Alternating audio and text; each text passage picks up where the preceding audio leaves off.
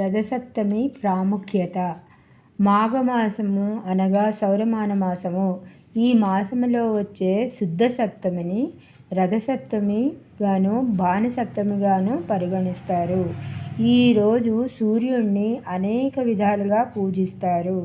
కార్తీక మాసములో లాగానే ఈ మాసములో కూడా స్నానము, అర్ఘ్యము, దానములకు ఎంతో ప్రశస్తమైనది. సూర్యుడు ముఖ్యంగా అన్ని రకాల జీవరాశులకు ప్రధాన పాత్రగా ఉంటాడు. అందువలననే సూర్యుడిని ఆరోగ్య ప్రదాతగా కూడా కొలుస్తారు. ఈరోజు సూర్యదేవునికి ఆవు పాలు పొంగించి బెల్లంతో కలిపిన పొంగలిని వండి నైవేద్యంగా పెడతారు. మరియు చిక్కుడు కాయలతో రథము చేసి అలంకరించి చిక్కుడు ఆకులలో పొంగల్ని పెట్టి నైవేద్యము చేస్తారు. మరియు మన వాకిళ్లలో కూడా రథాల ముగ్గులను వేసి సూర్యభగవానుని ఆహ్వానిస్తారు. సూర్యభగవాన్ని ఎర్రటి పుష్పాలతోనూ, చెరుకు, అరటి, ద్రాక్ష, ఖర్జూరము, రేగి, జామ, కొబ్బరి ఫలాలతోనూ నైవేద్యంగా పెడతారు. సూర్యుడు ఏక చక్ర రథారూఢుడు. ఈ చక్రమే కాలచక్రము. 6 ఆకులు 6 ఋతువులుగాను, రథమునకు గల 7 అశ్వాలు 7 కిరణాలుగాను భావించబడతాయి. ఆ కిరణాలతోనే మన శరీరంలోని అన్ని రోగాలను కూడా లేకుండా కాపాడుతాయి.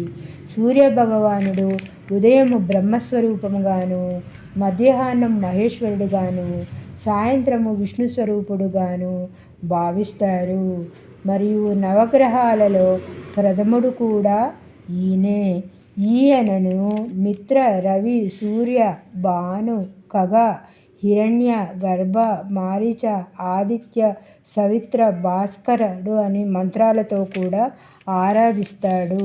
రథసప్తమి నాడు పుణ్యనదుల్లో స్నానం చేయడం కూడా చాలా మంచిది.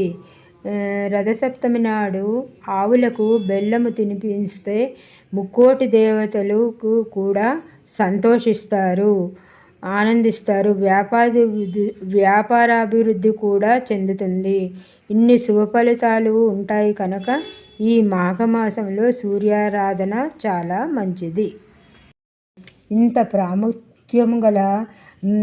ప్రాముఖ్యత గల సూర్యునికి అరసవిల్లిలో, కోణార్కులలో సప్తమి వేడుకలు ఎంతో వైభవోపేతముగా చేస్తారు. భూమిపైకి సూర్యకాంతులు ప్రసరించిన తొలి దినాన్ని కూడా రథసప్తమిగా జరుపుకుంటారు మన తెలుగు రాష్ట్రాలలో. ఇన్ని రకాల ప్రత్యక్ష దైవమైన సూర్యదేవునికి అర్ఘ్యాలు సమర్పించుకొని మన అందరికీ కూడా ఆయురారోగ్యాలు ప్రసాదించమని వేడుకుంటూ హారతులిచ్చి వేడుకుందాము.